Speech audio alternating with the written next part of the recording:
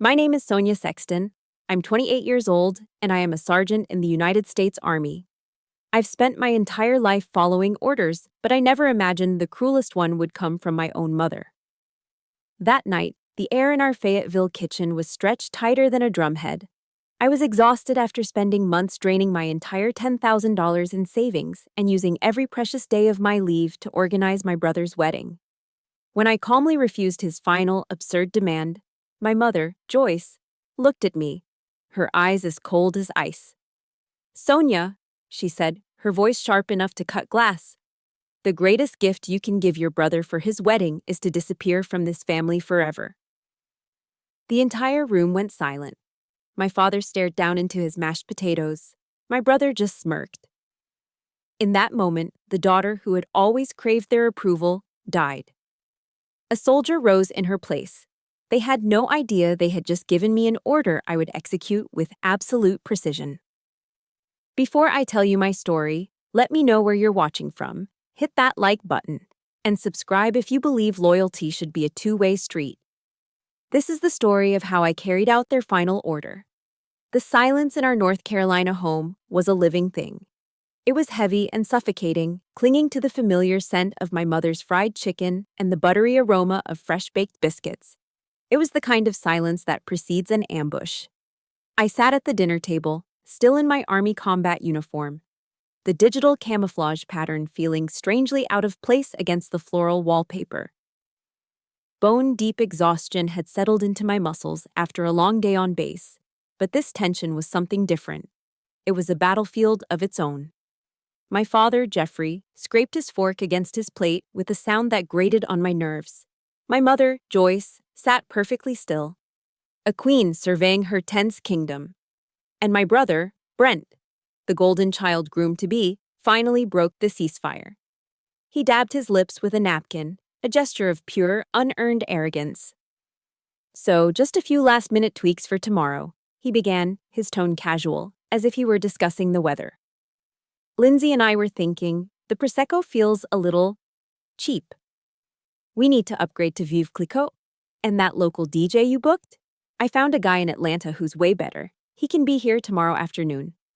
He said it all so easily, as if money was a theoretical concept and I was his personal magician, tasked with pulling it out of thin air.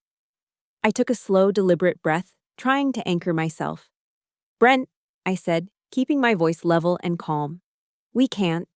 The entire $10,000 budget is gone."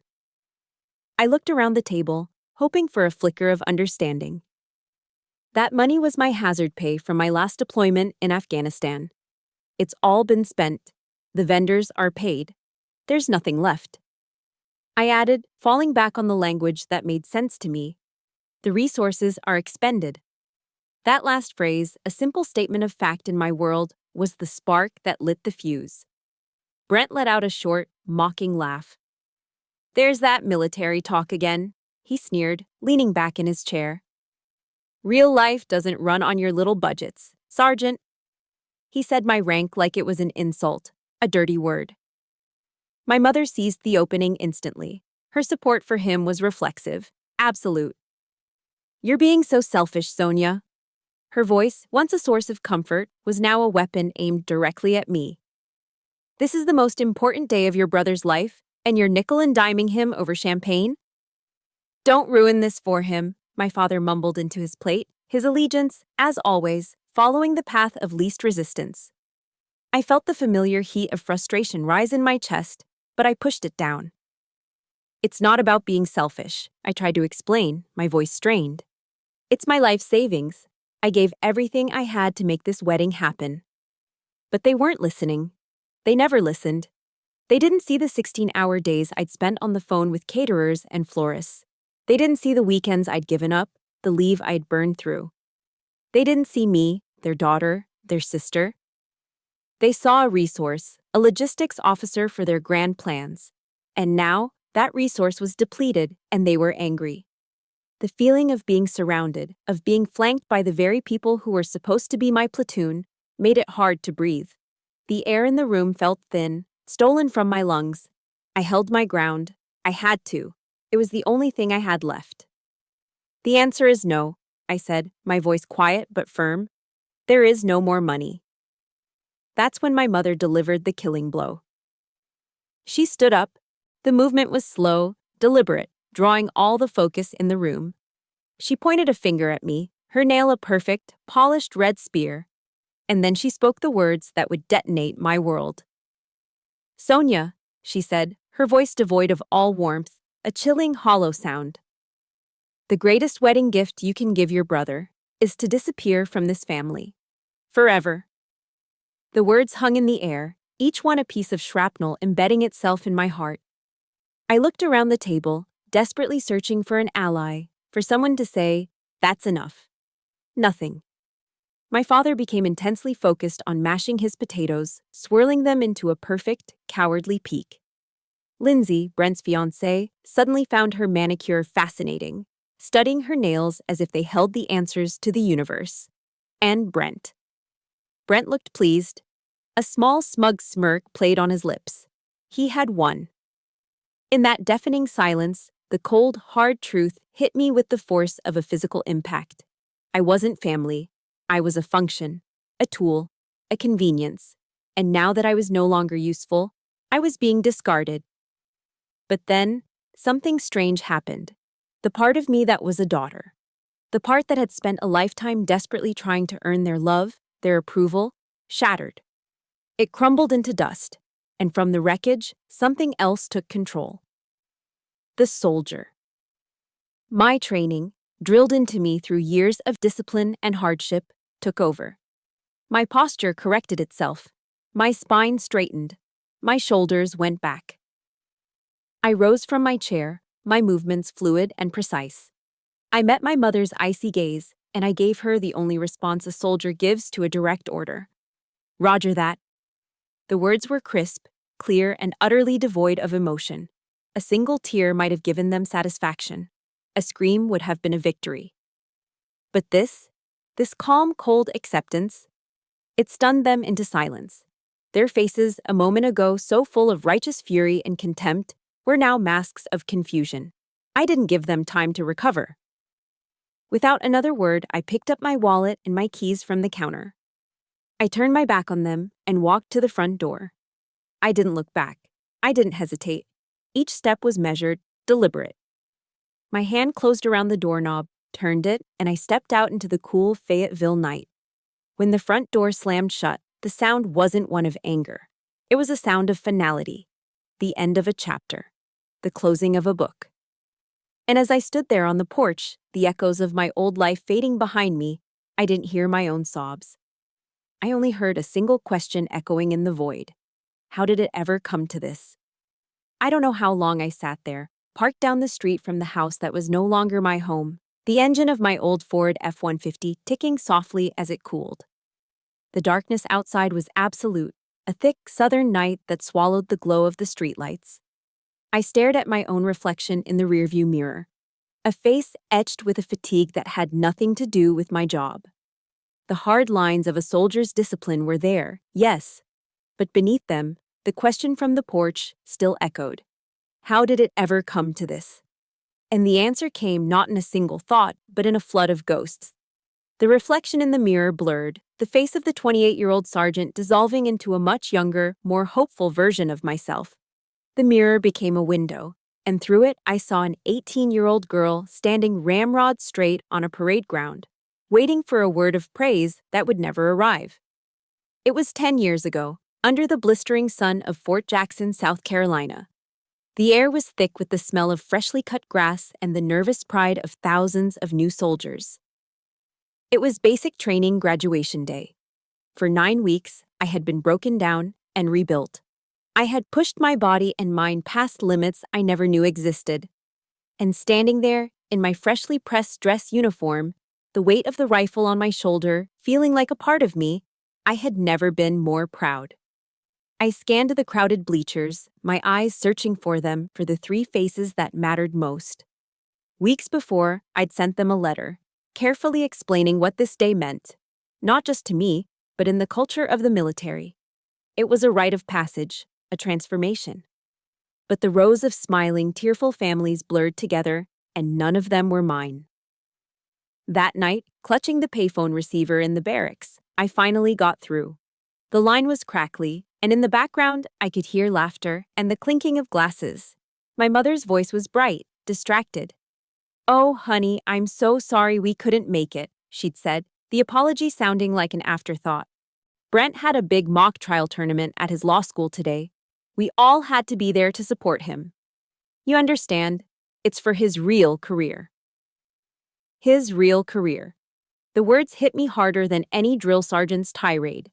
My own accomplishment, the most difficult and significant of my young life, wasn't real.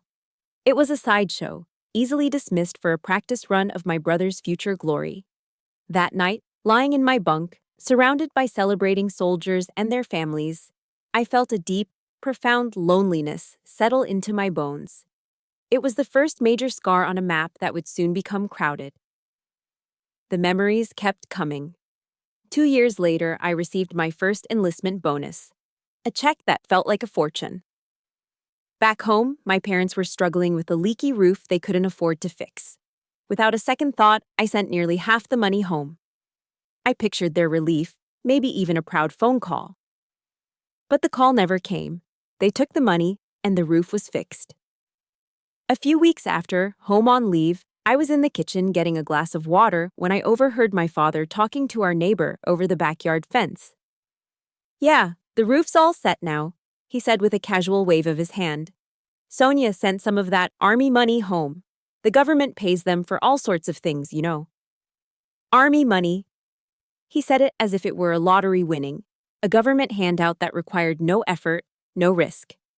He had no concept of the sleepless nights, the grueling marches, the constant threat that was the price for that check. My sacrifice wasn't a gift from a loving daughter. It was an entitlement, a benefit they were owed. I was just a pipeline from the U.S. Treasury to their bank account. And it was always like that. My life was an anecdote. Brent's was the main event. When I came home on leave, my stories of training exercises, of the incredible people I'd met, of the challenges I'd overcome, were treated as opening acts. They would be interrupted, glossed over, until the conversation inevitably turned to Brent. Brent filed a fascinating motion last week. Brent had lunch with a senior partner. I remember one visit with painful clarity. I'd just been awarded the Army Commendation Medal for my work on a community relations project. It was a significant honor, a heavy bronze medallion in a velvet-lined case. I brought it home, my heart swelling with a quiet pride I hoped, just for once, they would share. My father picked it up, hefted its weight for a second, and gave a non-committal, Nice. He placed it on the coffee table next to a stack of old Southern Living magazines. The next morning, I found it tucked between an article on pecan pie and an ad for porch furniture, forgotten. That same day, my mother hung a new picture frame on the wall of honor in the living room. It was a small, grainy article from the local paper about Brent winning a minor case. It was framed in polished mahogany. All the warning signs were there, flashing like red lights on a runway. The clearest one came from my best friend, my battle buddy, David Chen. I'd made the mistake of bringing him home for dinner once. He was polite, respectful, and observant. On the drive back to Fort Bragg, the silence in his truck was heavy. Finally, he spoke, his voice gentle but firm. "Sonia," he said, not taking his eyes off the road. "I don't mean to overstep, but the way they treat you, it's not right." He paused, choosing his words carefully. "They don't see you. They see an ATM and a problem solver." I did what I always did. I got defensive. I made excuses. "You don't understand them. That's just how they are." I protected them, building a wall of denial around their behavior because the truth was too painful to face. Now, sitting alone in the dark, my knuckles white on the steering wheel, David's words came back to me, not as a warning, but as a verdict. He was right. He had been right all along. I had spent a decade ignoring a mountain of evidence, dismissing every slight, explaining away every cruelty. I had been so desperate for a love that I was willing to believe in a fantasy. But tonight, the fantasy had burned to the ground, and in the harsh, unforgiving light of the truth, I could finally see the map of my own scars. Each one was a lesson I'd refused to learn, until now. The map of scars wasn't just a collection of old wounds, It was a blueprint. It explained the flawed logic that led me to the single greatest sacrifice of my career, 2 years before that final, terrible dinner. It explained Operation Patriot Grill. At the time, I was a corporal, and I had just been handed a golden ticket. Orders had come down selecting me for a public affairs position at the Pentagon. It wasn't just a good assignment, it was a career maker. For an enlisted soldier, it was like being drafted into the major leagues. I was celebrating with my unit at a local bar just outside Fort Bragg, the sound of their cheers and backpats ringing in my ears, when my phone rang. It was my mother. Her voice was thin, choked with a panic I hadn't heard since my grandfather's funeral. "Sonia, it's over!" she cried, the words tumbling out between sobs. "The diner. We're going to lose everything." The Patriot Grill was more than just their business. It was their identity. A classic Southern diner in Fayetteville, North Carolina, serving biscuits and gravy to soldiers before dawn and chicken fried steak to families at dusk. It was their American dream. And now, that dream was turning into a nightmare of unpaid bills and foreclosure notices. In the soldier's creed, there is a line that is hammered into you from day one: "I will never leave a fallen comrade." Standing there, amidst the celebration for my future, all I could hear was that creed. My family was my first platoon, and they were falling. That night, I made a decision that my commanding officer called career suicide. I respectfully declined the assignment to the Pentagon and filed for an extended leave of absence. My comrades were in trouble. A soldier doesn't walk away from that. Returning to Fayetteville was like deploying to a disaster zone.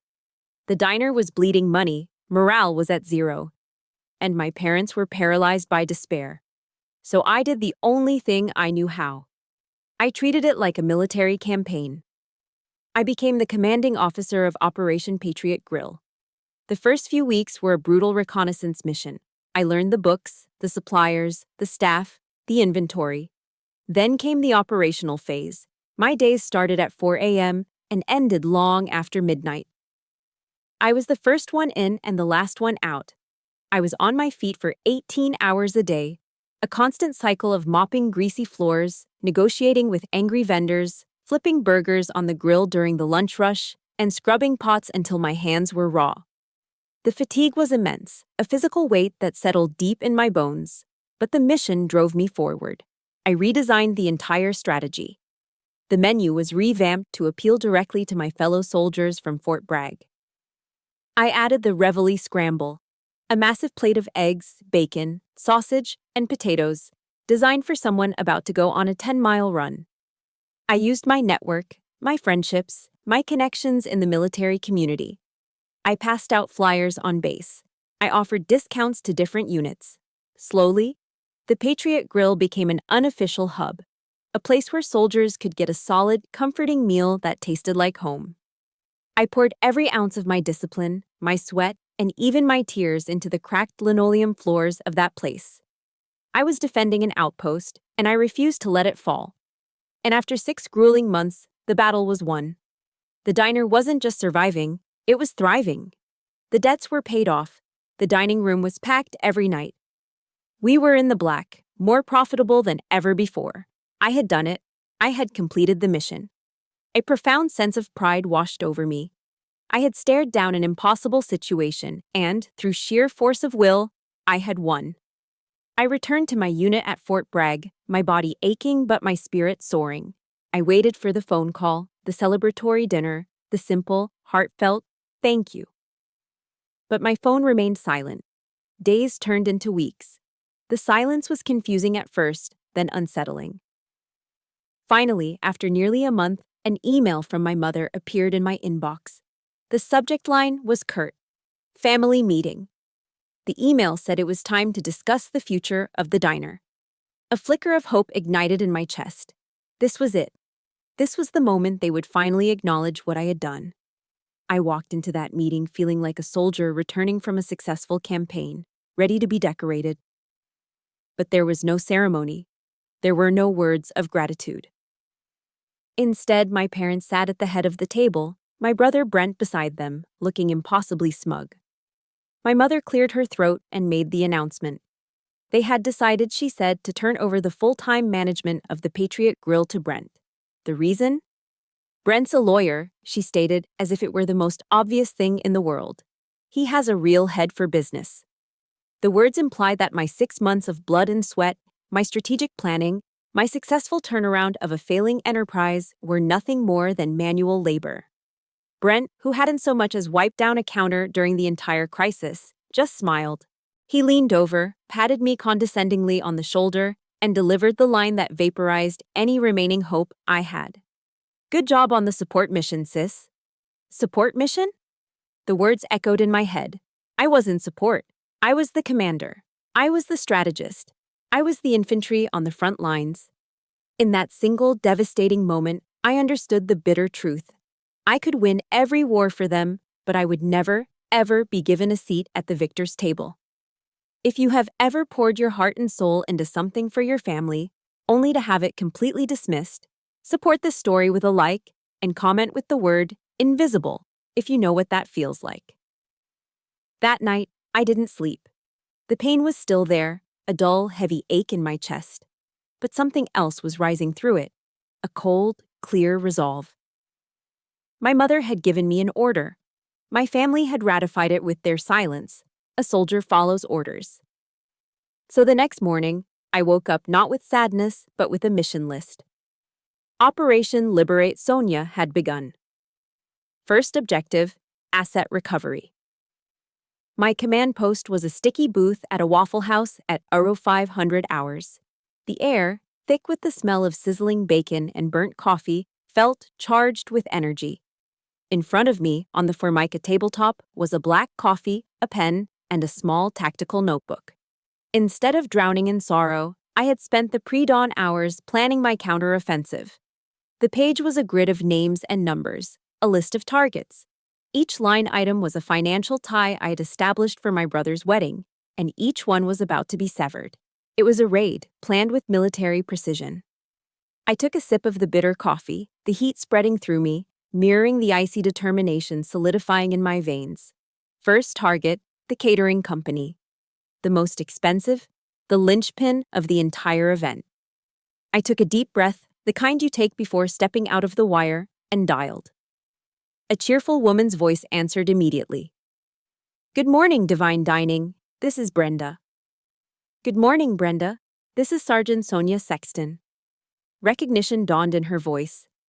Oh, Ms. Sexton. Good morning. We are all set for the big day tomorrow. The Veuve Clicquot is chilled and ready to go. I kept my voice level, professional, devoid of any emotion. Brenda, I'm calling to inform you that I need to cancel the service for tomorrow's event. There was a stunned silence on the other end of the line. I could hear the background chatter of her office fade as she processed what I'd said. Cancel? But the wedding is tomorrow. That's correct, I said calmly. Per our contract, cancellations are permitted up to 24 hours prior to the event for a full refund of the deposit. I paid the $7,000 deposit on my credit card. I need you to process that refund today. More silence. I could almost hear the frantic flipping of pages as she checked the contract. Her voice, when it returned, was flustered. Yes, I see that here. It's highly unusual, Miss Sexton. These are unusual circumstances, I replied, the words clipped and final. Please confirm when the refund has been processed. Yes, of course, she stammered.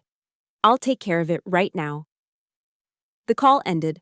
I drew a single, clean line through the first item on my list. A surge of something powerful, something I hadn't felt in a long time, shot through me. It was control. The dominoes began to fall. Next target, the florist. Same script, same calm, unshakable tone.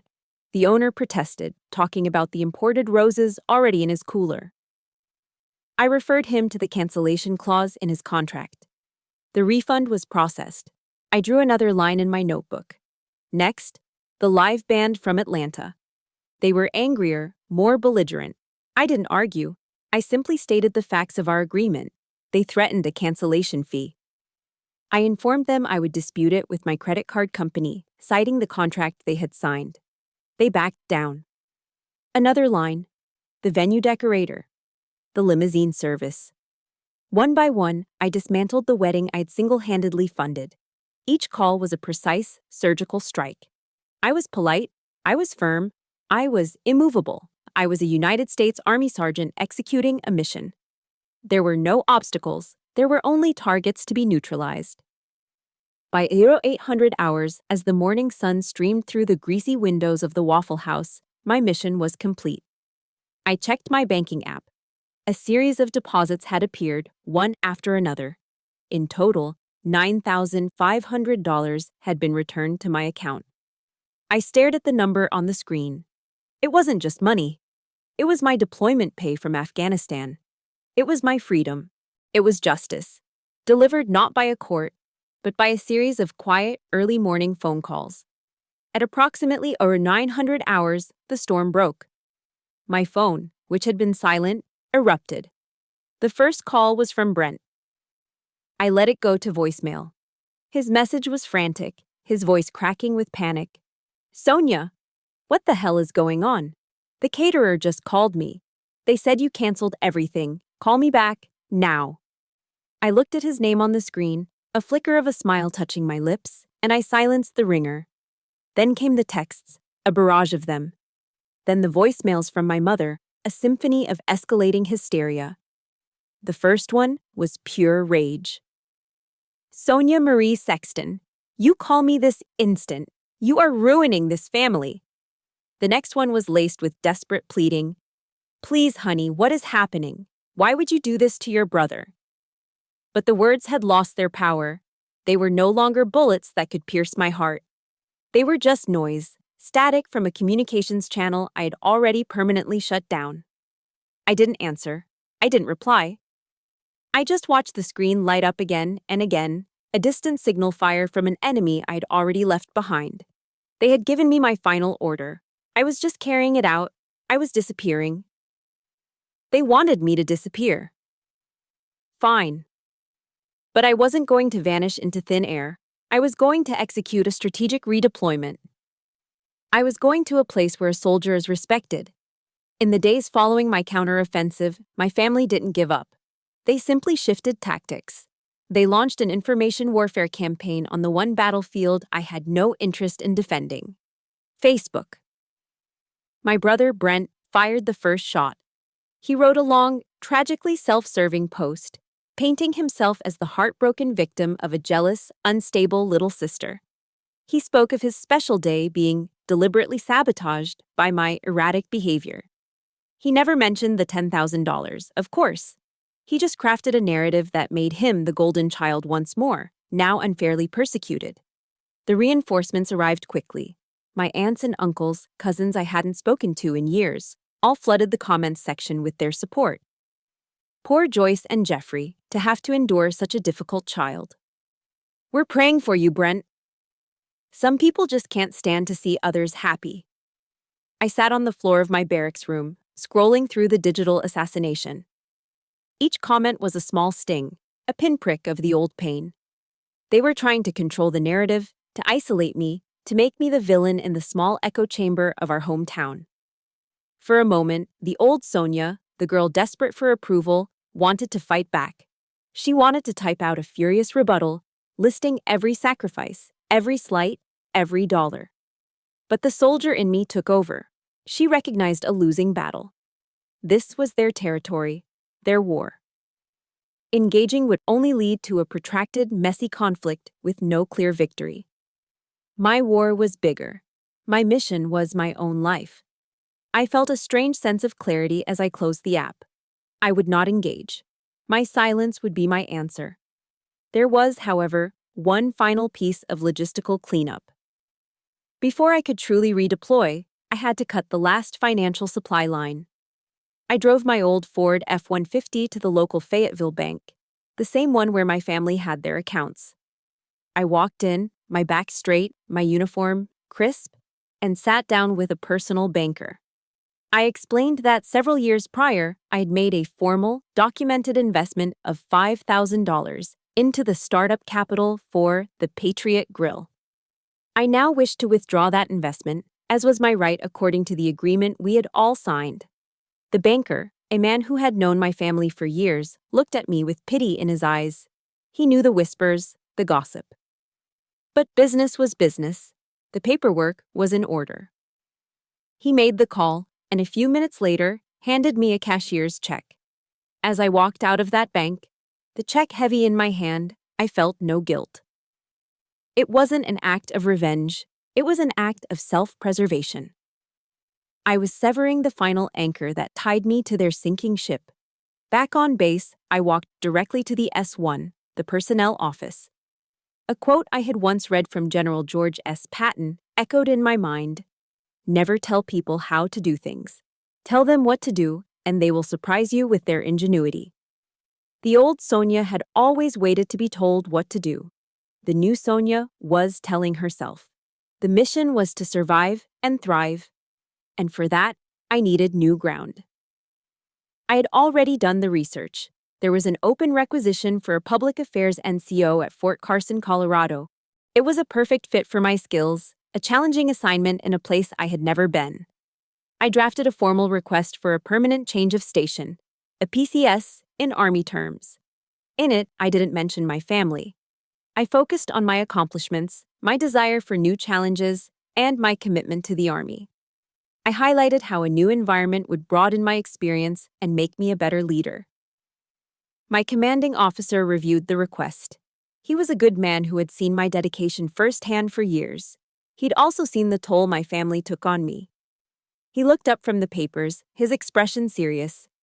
"Are you sure about this, Sergeant?" he asked. "Yes, sir," I replied, my voice steady. "I am." He nodded slowly, then signed the form. "All right then, I'll endorse it. Colorado, huh? The mountains will be good for you." A few weeks later, the official orders came through. I held the paper in my hands, reading the 2 lines over and over again. Reporting station, Fort Carson, Colorado Springs. It wasn't just a location. It was a promise. It was an escape hatch I had built for myself, using the very system that had forged me into the soldier I was. The day I left Fayetteville, a soft southern rain was falling, washing the world clean. I had already sold or given away most of my possessions. I didn't need anything from that life anymore. My entire world was packed into 2 large duffel bags and a rucksack in the bed of my truck. As I drove my F-150 through the gates of Fort Bragg for the last time, I didn't look back. There was nothing there for me to see. On the passenger seat next to me lay a folded road map of the United States. My finger traced the route west, across the rolling hills of Tennessee, over the flat plains of Kansas, and finally, up into the jagged, majestic promise of Colorado. I wasn't running away. I was on my way to my next duty station. My mission this time was to rebuild the life of Sergeant Sonia Sexton.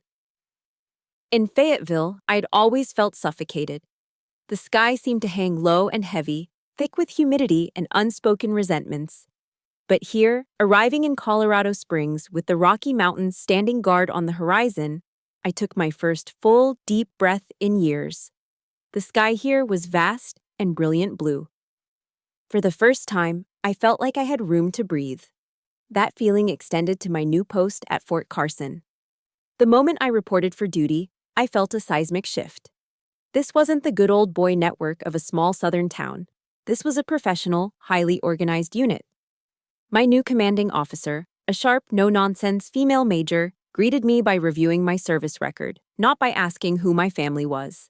She saw my qualifications, my commendations, my deployment history. She saw me, the soldier. During my first week, I was tasked with drafting a new media engagement plan for an upcoming community event. The old Sonia would have hesitated, second-guessing every word, bracing for her ideas to be dismissed. But I was operating under new protocols. I spent 2 days developing a comprehensive strategy and presented it to the major, my heart pounding with a familiar anxiety. She listened intently, nodding as I went through the key points. When I finished, a tense silence filled her office.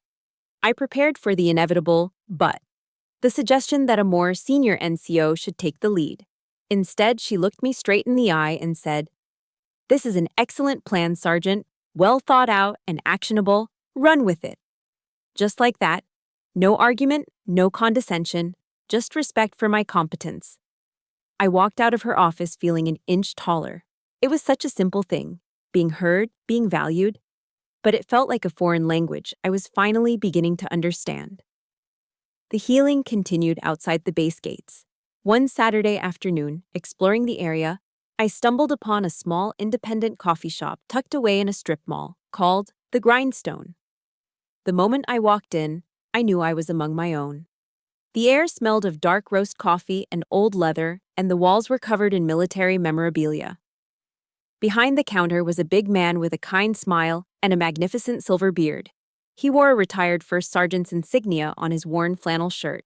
He took one look at my haircut and posture, and knew. "New to Carson?" he asked, his voice a low, friendly rumble. "Yes, sir," I replied. He just nodded, grabbing a thick ceramic mug. He filled it with steaming black coffee and slid it across the counter. "Well, around here, we don't care where you came from. We only care how you fight. Welcome to Colorado." That was my introduction to retired Master Sergeant Mike Callahan, or Sarge Mike, to everyone who entered his sanctuary. He didn't ask prying questions.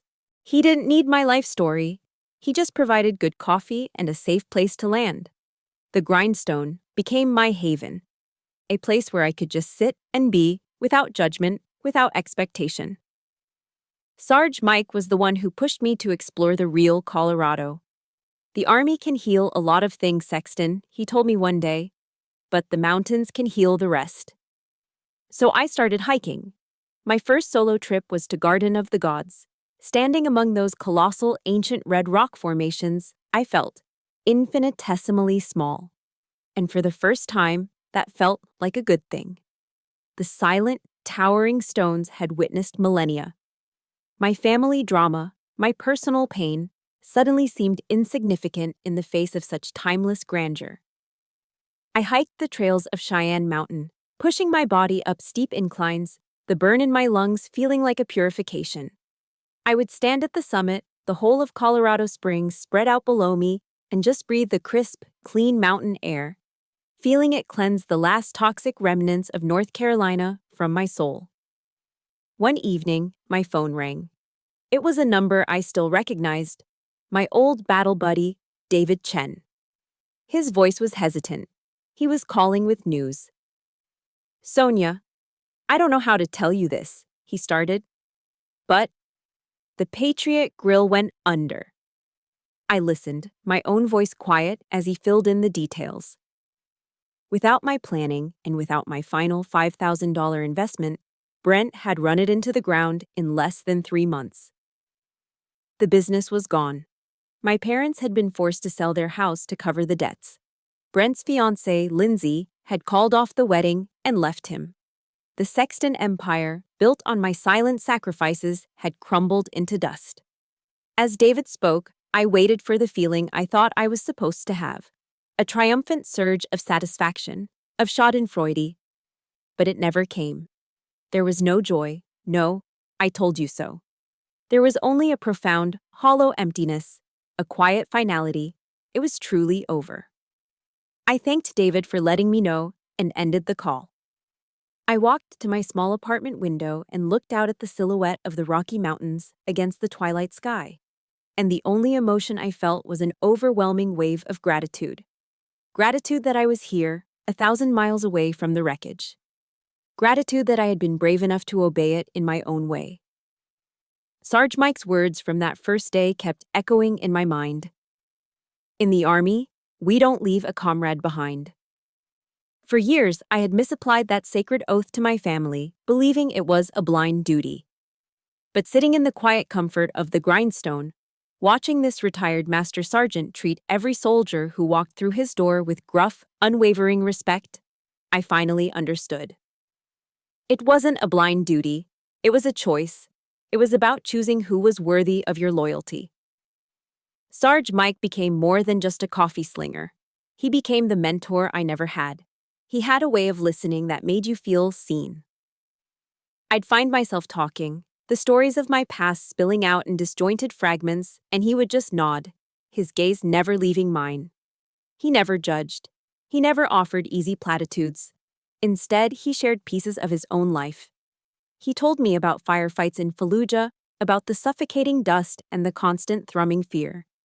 He also told me about the silent battles he fought when he came home, the struggle to fit back into a world that no longer made sense. He taught me that strength wasn't about enduring pain in silence. It was about knowing when to pull back to protect yourself. "A strategic retreat ain't cowardice, Sexton," he said one afternoon, wiping down the counter. "It's how you survive to fight another day. The trick is knowing which hills are worth dying on, and which ones you ought to just cede to the enemy." His words were a lifeline, reframing my escape not as a failure, but as a tactical victory. As the Colorado autumn painted the aspen trees in brilliant gold, the holiday season approached. Thanksgiving. The word alone brought a familiar pang of anxiety, a ghost of tense family dinners past. It would be my first major holiday completely alone, and a quiet sadness began to creep in. As if he could read my mind, Sarge Mike clapped me on the shoulder a few days before the holiday. "Sexton," he boomed, "you're not doing anything on Thursday, are you?" I shook my head. "Good," he said with a grin. "Then you're officially invited to the annual Grindstone Orphans Thanksgiving." It was a tradition he'd started years ago for all the soldiers, active duty and veterans, who had nowhere else to go. When I walked in on Thanksgiving Day, the little coffee shop was transformed. Long tables were pushed together, groaning under the weight of classic American comfort food. 3 enormous roasted turkeys, mountains of mashed potatoes and stuffing, green bean casserole, and a dozen pumpkin pies. The place was packed with a loud, laughing, mismatched family of soldiers from every generation. I sat at a table between a young private fresh out of basic training who missed his mom's cooking and a grizzled Vietnam vet who told the most outrageous stories. We shared food, we traded stories from the field, and we laughed until our sides hurt. For the first time in my life, I felt the uncomplicated warmth of a holiday meal. There were no hidden agendas, no simmering resentments. This was camaraderie. This was loyalty. This, I realized, was family. With the weight of my past finally lifted, I began to thrive at work. Free from the constant psychological drain, my focus was sharp, my creativity unburdened. My skills and dedication didn't go unnoticed. 6 months after my arrival at Fort Carson, I was promoted to staff sergeant.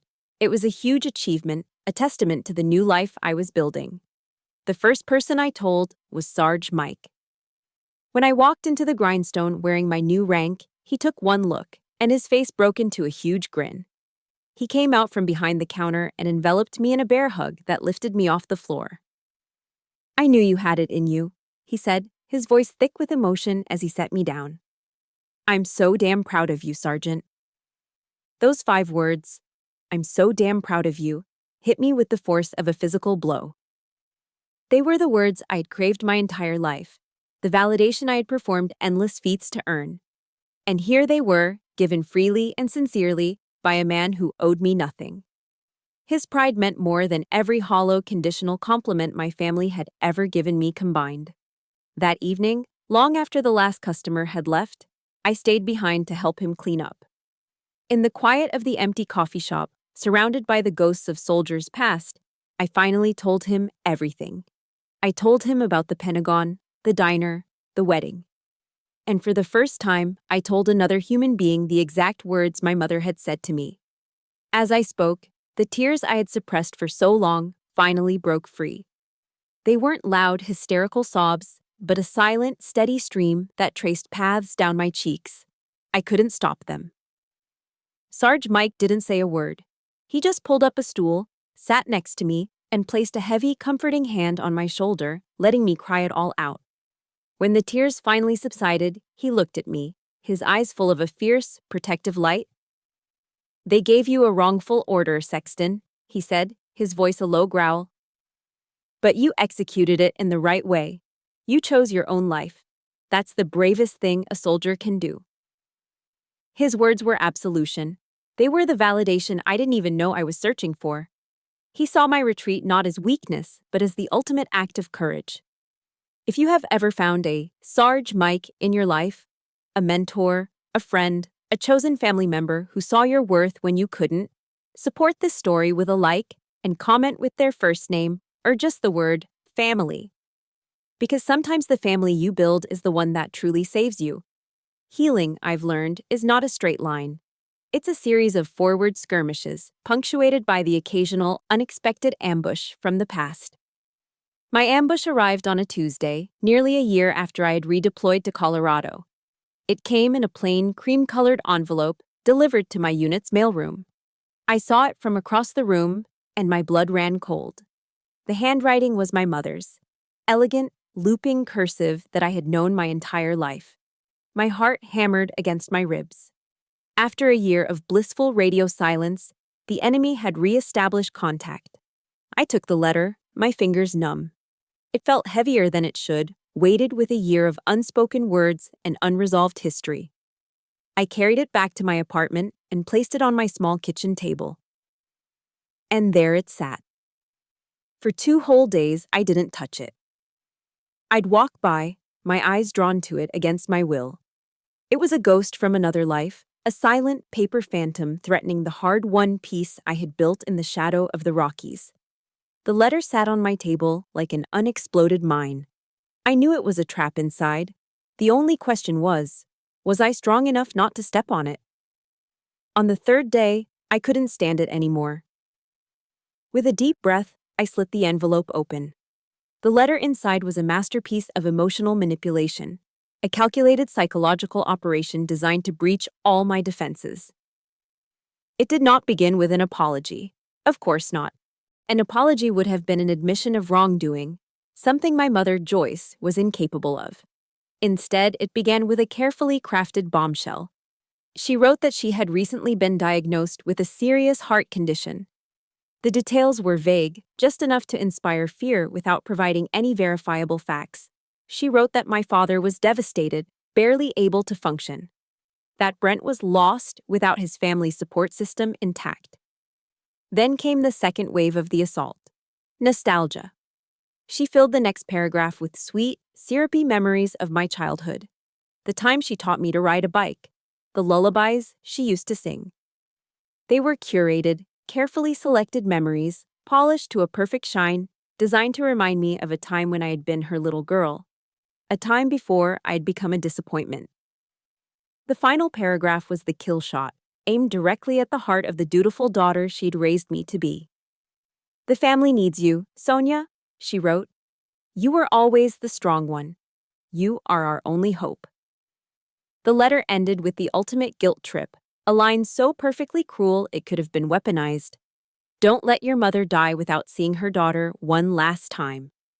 And despite everything, despite the years of neglect, the public humiliation, the final, brutal order to disappear, it worked.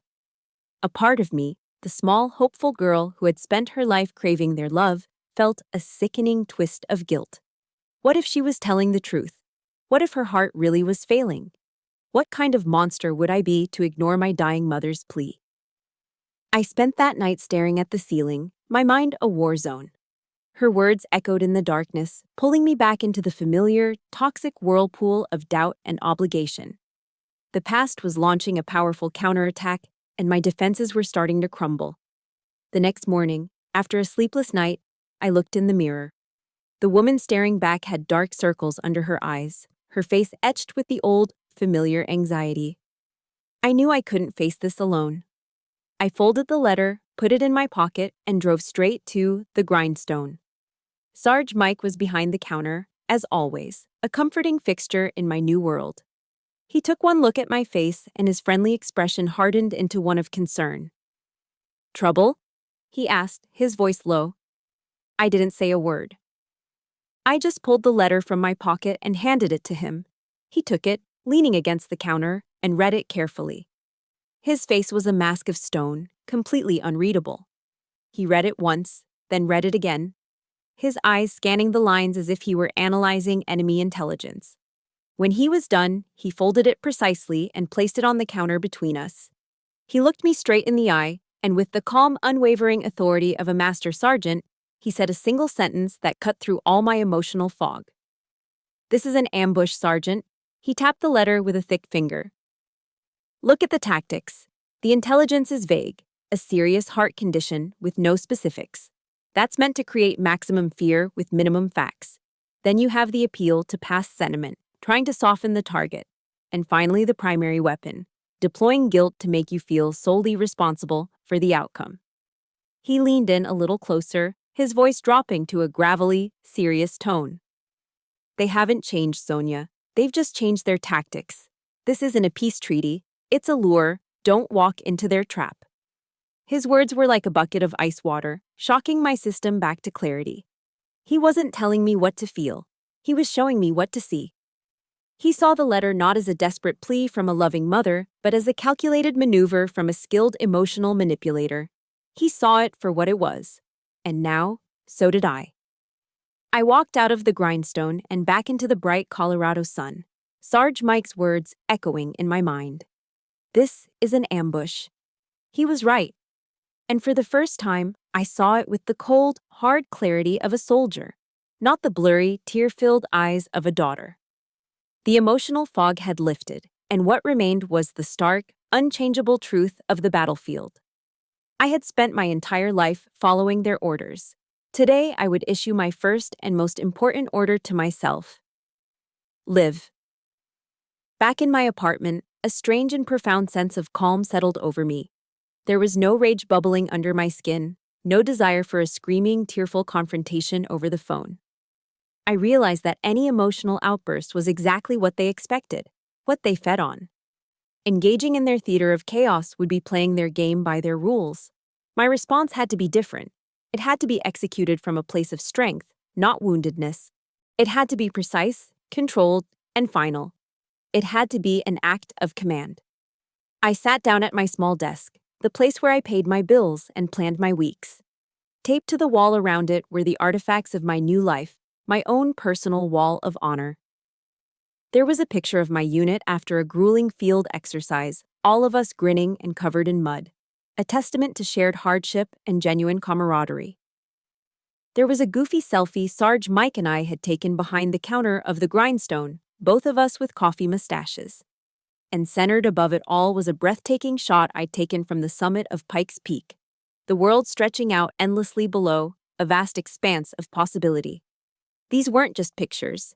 They were symbols of my new territory, evidence of the life I had fought to build. They would be my strength.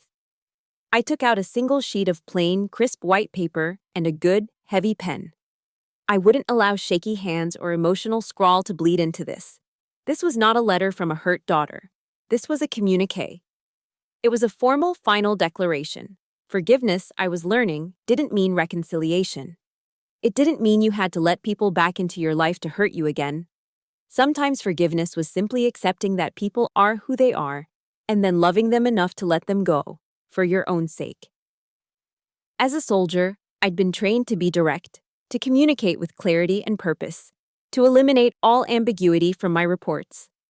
As a daughter, I'd been trained to do the opposite, to soften my words, to manage their delicate feelings, to apologize for things that were never my fault. In that moment, sitting at my desk, the soldier won. I thought about the United States Declaration of Independence, a document I had studied and sworn an oath to defend. It didn't just list grievances or beg for understanding. It declared a new and separate state of being. It claimed the inalienable rights to life, liberty, and the pursuit of happiness. My family, the country I had been born into, had systematically violated all three. This letter would be my own personal declaration of independence. The words came quickly, simply, devoid of the anger and pain that had defined so much of my life. I knew exactly what needed to be said, and more importantly, what needed to be left unsaid. Dear Mom and Dad, I have received your letter. I wish you both well and hope Mom's health improves. However, my life and my duty are here in Colorado now. I will not be returning. That was it. 3 simple, respectful, and unbreakable sentences. No accusations that would invite an argument. No justifications that would be twisted and used against me. No pleading for them to finally understand, because I now understood that they never would. There was nothing left to explain. There was only a boundary, drawn not in the sand, but in concrete. I paused before signing it, the pen hovering over the paper. Who was I now? The reflection in the darkened window showed me. I was not the scared little girl who had tried so desperately to earn their love. I was a leader. I was a professional. I was a woman who had forged a new, stronger identity in the very fires of their rejection. I signed my name with the title I had earned through my own merit, my own sweat, my own honor. Staff Sergeant Sonia Sexton. The next morning, I walked to the blue USPS mailbox at the end of my street. The air was cool and crisp. The letter felt light in my hand, impossibly light for the generational weight it carried. I pulled the handle, slid it through the slot, and the metallic clank as it dropped inside was the most satisfying sound I had ever heard. It was the sound of a lock clicking firmly into place, the sound of a final, decisive action. I had answered their original order. I had disappeared from their lives, but not in the way they intended. I had disappeared from their control and been reborn somewhere else. Returning to my apartment, I knew there was one final step to secure my new fortress. I sat on my couch, took out my phone, and began the systematic process of severing all communication lines. I opened my contacts and scrolled to her name. Mom. For a second, a phantom pain, a ghost of the little girl's longing, pricked at my heart. I took a breath, held it, and pressed block. The small confirmation pop-up, "Are you sure?" felt like a final test. I am. Block. It was a quiet, digital gavel striking down a lifetime of manipulation. Next, my father. Dad. This one was easier. I was blocking the sound of his complicit silence. Block. My brother, Brent. I almost laughed. This was the easiest of all. It felt like nothing. Not anger, not sadness, just dismissal. Block. Then I went to Facebook, the digital battlefield of their smear campaign. One by one, I blocked every aunt, uncle, and cousin who had clicked like on Brent's post, who had added their little drops of poison in the comments. Each tap of the screen was a quiet, deliberate act of self-preservation. The small beep of each successful block was like the sound of a deadbolt sliding home on a heavy steel door. I was securing my perimeter. I was protecting the peace I had fought and bled for. When it was done, a profound silence filled my apartment. It wasn't an empty or lonely silence. It was a peaceful one, full of potential. For my entire life, I had been an exposed outpost, undermanned and vulnerable to constant attack from the very people who were supposed to be my command center. But not anymore. I had built walls. I had secured the gates. I had become a fortress. And for the first time, I felt truly, completely safe. Several years have passed since I built my fortress. The peace I fought for wasn't a fragile ceasefire. It was a lasting, sustainable peace, built on the solid foundation of self-respect and carefully guarded boundaries. The past is not a ghost that haunts me anymore. It's a map of a foreign country I once navigated, a place I learned from but have no desire to revisit. Today, my name is Sergeant First Class Sonia Sexton. I am a leader, a mentor, and a woman who is, finally, at home in her own life. Just last week, I stood in front of a new group of young soldiers, fresh-faced and wide-eyed, recently assigned to Fort Carson. They were gathered for an integration briefing, and I was their speaker. As I looked out at their anxious faces, I saw a ghost of myself, the earnest, try-hard girl who believed that loyalty was a blank check you gave to people simply because they shared your blood. I didn't tell them my story, not the specifics, but I told them what my story had taught me. I spoke about the importance of camaraderie, of building a family within the ranks of the Army. Look around you, I said, my voice steady and sure. Your squad, your platoon, these are the people who will have your back when it matters most. Your family is who you choose to fight for, and who chooses to fight for you. Sometimes that's the family you're born with, and sometimes you have to be brave enough to build it yourself. I saw a flicker of understanding in the eyes of a young private in the front row, a kid who looked homesick and overwhelmed. In that moment, the circle felt complete. I was no longer the soldier in need of saving. I was the one offering the map. My past never went away, but it no longer defines me. Instead, I've learned to use it. It's become a part of my leadership toolkit. My personal history has given me a kind of radar for the soldiers who are struggling in silence. I can spot the ones who are trying too hard, the ones who flinch at criticism, the ones who spend holidays alone in the barracks because the thought of going home is more painful than the loneliness. They are the ones I quietly take aside. They are the ones I invite to the grindstone. Over the years, Sarge Mike and I have formed an unofficial support system. He provides the coffee and the gruff wisdom, and I provide the living proof that you can survive a toxic family and build a life of honor and purpose. We've created the very safety net I so desperately needed all those years ago. My pain, once a source of shame and isolation, has been repurposed. It has become a legacy of empathy. As the great American poet Maya Angelou once said, "You may not control all the events that happen to you, but you can decide not to be reduced by them." I decided. My life here in Colorado is full. Not perfect, not without its challenges, but genuinely, deeply full. I have a career that I love, one that pushes me and gives me purpose. I have a community, a chosen family of soldiers and veterans who understand loyalty in the way I do, as something earned, not demanded.